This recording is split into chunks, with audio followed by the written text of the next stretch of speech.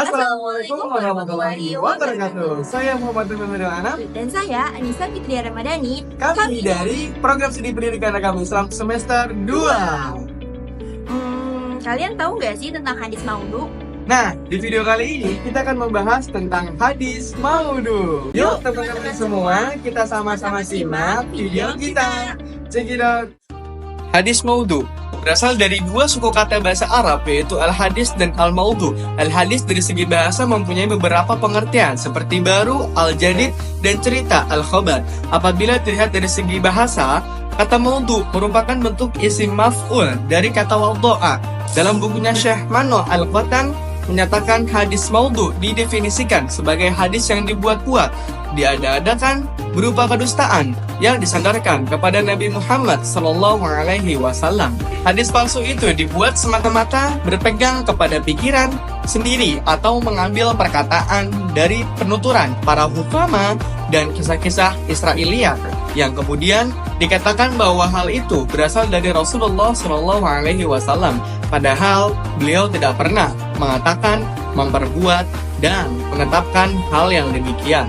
Berdasarkan penjelasan tersebut, dapat diberikan kesimpulan, yakni arti hadis maudhu ialah sesuatu yang disandarkan kepada Nabi Muhammad SAW, baik dalam hal tindakan, perbuatan, perkataan, maupun ketetapan. Munculnya hadis maudhu. Masuknya penganut agama lain ke dalam Islam secara massal merupakan bukti keberhasilan dakwah Islamiyah ke seluruh dunia. Secara tidak langsung menjadi faktor yang menyebabkan munculnya hadis-hadis palsu. Tidak bisa diingkari bahwa masuknya mereka ke Islam ada yang benar-benar murni tertarik dan percaya kepada ajaran Islam yang dibawa oleh Nabi Muhammad SAW, dan ada juga segolongan mereka yang menganut agama Islam karena terpaksa tunduk pada kekuasaan Islam pada masa itu. Golongan ini kita kenal dengan kaum munafik dan zindir. Para sahabat mengetahui bahaya dari hadis maudhu karena ada ancaman keras yang dikeluarkan oleh Nabi Muhammad SAW terhadap orang yang memalsukan hadis. Namun, pada masa sesudahnya, yaitu pada akhir pemerintahan Khalifah Bani Umayyah, pemalsuan hadis mulai marak, baik yang dibuat oleh umat Islam sendiri maupun yang dibuat oleh orang di luar Islam. Menurut penyaksian Hamad bin Zayyad, terdapat 14.000 hadis maudhu. Abdul Karim Al-Auza mengaku telah membuat 4.000 hadis maudhu. Hukum membuat dan meriwayatkan hadis maudhu. Umat Islam telah sepakat bahwa hukum membuat dan meriwayatkan hadis maudhu dengan sengaja adalah haram. Ini berkait dengan perkara-perkara hukum-hukum syariat, cerita-cerita targhib dan tarhib, dan sebagainya.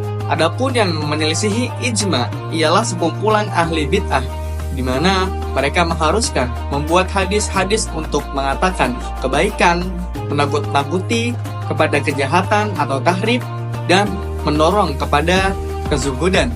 Meriwayatkan hadis maudhu dan menyebutkan kedudukan hadis tersebut sebagai maudhu tidak ada masalah, sebab dengan menerangkan kedudukan hadis tersebut membuat orang bisa membeda-bedakan antara hadis yang sahih dengan yang maudhu, dan sekaligus dapat menjaga sunnah dari perkara-perkara yang tidak benar. Faktor-faktor penyebab munculnya hadis maudhu. Yang pertama, faktor politik. Pertentangan di antara umat Islam timbul setelah terjadinya pembunuhan terhadap Khalifah Utsman bin Affan oleh para pemberontak dan kekhalifahan digantikan oleh Ali bin Abi Thalib, menyebabkan umat Islam pada masa itu terpecah belah menjadi beberapa golongan.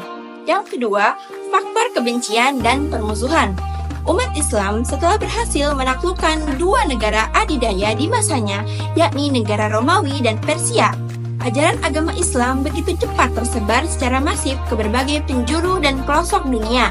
Sementara orang-orang yang membenci dan memusuhi Islam tidak sanggup melawan kekuatan Islam secara terbuka. Mereka justru masuk dan melawan kekuatan Islam melalui sendi-sendi ajaran agama Islam itu sendiri dengan cara memproduksi hadis-hadis palsu atau hadis maudhu. Ini dilakukan oleh orang-orang yang memusuhi Islam. Yang ketiga, faktor kebodohan. Ada golongan dari umat Islam yang suka beramal ibadah, namun kurang memahami agama. Mereka membuat hadis-hadis maudhu atau hadis palsu dengan tujuan menarik banyaknya orang untuk berbuat lebih baik dengan cara membuat hadis yang berisi dorongan-dorongan untuk meningkatkan amal dengan menyebutkan kelebihan dan keutamaan dari amalan tertentu tanpa melihat dasar yang benar-benar mereka lalui hadis targhib yang mereka buat sendiri. 4. Faktor fanatisme, kesukuan, dan mazhab fikih. Umat Islam di kala itu sebagian besar pemerintahan Daulah Bani Umayyah begitu nampak sekali fanatisme Arabnya, sehingga sampai-sampai orang yang bukan dari Arab, mereka merasa terdiskriminasi dan terisolasi dari lingkungan pemerintahan. Dari situasi demikian, ada di antara mereka yang non-Arab yang memproduksi hadis palsu atau hadis maudhu guna untuk memperkuat kedudukan posisinya dalam pemerintahan. Menurut Mahmud Tohan, ada 4 cara yang bisa digunakan untuk mengetahui hadis maudhu. Yang pertama, pengakuan dari pemalsu hadis itu sendiri. Misalnya, Abu Ismah Nuh bin Abu Maryam pernah mengaku bahwa ia pernah memalsukan hadis terkait keutamaan berapa surat dalam Al-Quran. Hadis palsu ini ia sandarkan kepada sahabat Ibnu Abbas radhiyallahu anhu. Yang kedua, menelusuri tahun kelahiran orang yang meriwayatkan hadis dengan tahun wafat gurunya yang disebutkan dalam silsilah sanad. Kalau perawi hadis itu lahir setelah wafat gurunya, maka hadis tersebut bisa dikategorikan hadis palsu karena tidak mungkin keduanya bertemu. Yang ketiga, melihat ideologi perawi hadis. Sebagian perawi hadis ada yang fanatik dengan aliran teologi yang dianutnya. Misalnya, perawi hadis Rafidhah yang sangat fanatik dengan ideologinya. Maka, hadis-hadis yang disampaikannya terkait keutamaan Ahlul Bait perlu ditelusuri kebenarannya. Dan yang keempat, memahami kandungan matan hadis dan tata bahasanya.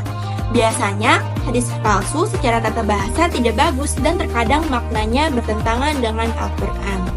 Apapun motifnya, menyampaikan hadis palsu apalagi membuatnya tidak dibolehkan dalam Islam. Karena Rasulullah SAW bersabda, "Barang siapa yang berdusta atas namaku dengan sengaja, kelak posisinya di neraka." Hadis riwayat Ibnu Majah. Dalam riwayat lain disebutkan, siapa yang menyampaikan informasi tentangku padahal dia mengetahui informasi itu bohong, maka dia termasuk pembohong. Hadis riwayat Muslim. Ciri-ciri hadis maudhu. 1. Bertentangan dengan Al-Quran dan hadis sahih. Jika isi hadis jelas-jelas bertentangan dengan ayat Al-Quran atau hadis yang sahih, maka bisa dicurigai dengan sebagai hadis palsu atau hadis maudhu. Kedua, sanad rantai perawi putus atau bermasalah. Sanad tidak bersambung, terputus, ada perawi yang tidak dikenal, lemah hafalannya, atau dikenal sebagai pendusta. Terkadang sanad sengaja dipalsukan. 3. Matanya aneh atau berlebihan, berisi janji pahala yang ancaman, siksa yang sangat berlebihan untuk amalan yang ringan, mengandung cerita yang tidak masuk akal atau bertentangan dengan logika dan akhlak Nabi. Kadang mengandung kesalahan tata bahasa Arab yang tidak mungkin dilakukan Nabi. 4. Dikenal dalam kitab-kitab ahli hadis sebagai maudhu. Para ulama hadis seperti Ibnu Al-Jauzi, Al-Suyuti, dan lain-lain telah menyusun kitab-kitab khusus tentang hadis Nabi yang palsu dan menjelaskan ciri-cirinya. 5. Tidak ditemukan dalam kitab hadis yang muktabar. Hadis tersebut tidak ada dalam sumber-sumber utama seperti Sahih Bukhari, Muslim, Sunan Abu Dawud, dan lainnya. Atau hadis yang hanya muncul dalam kitab yang dikenal sebagai memuat hadis-hadis lemah atau palsu. Kitab-kitab hadis maudhu. Yang pertama, Al-Maudhu Al-Kubra, karya Ibnu Al-Jauzi. Beliau adalah ulama yang paling awal menulis ilmu ini. Yang kedua, Al-Ali Al-Masnu'ah fi Al-Hadis Al-Mawdu'ah, karya As-Suyuti, ringkasan Ibnu Al-Jauzi dengan beberapa tambahan.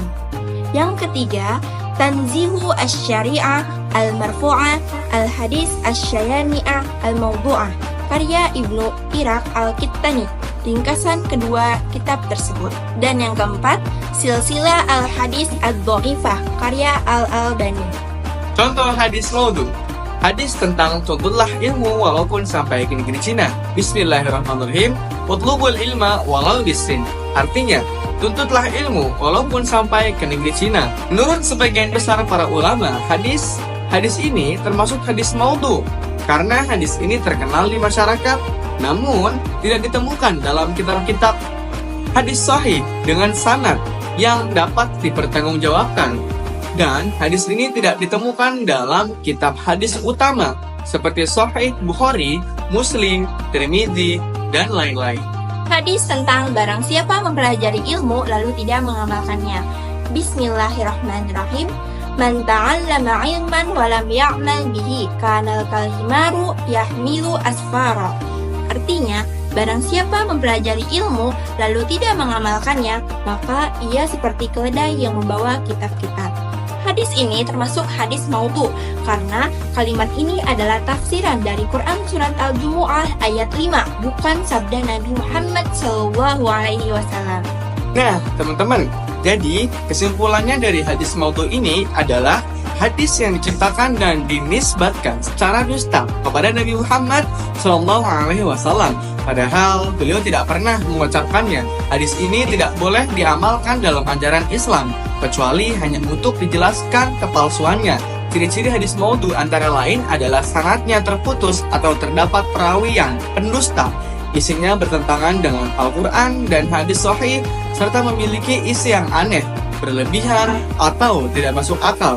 Mengetahui dan mewaspadai hadis maudhu sangatlah penting agar umat Islam tidak terjerumus dalam kesesatan dan tetap berpegang teguh pada ajaran Islam yang benar. Nah, teman-teman, bagaimana nih hasil video pemaparan kita tadi? Cukup jelas bukan? Semoga apa yang disampaikan dapat menambah wawasan Dan ilmu pengetahuan bagi kita semua. Terima kasih telah menonton video kami. Wassalamualaikum warahmatullahi wabarakatuh. Jangan lupa subscribe ya. See you.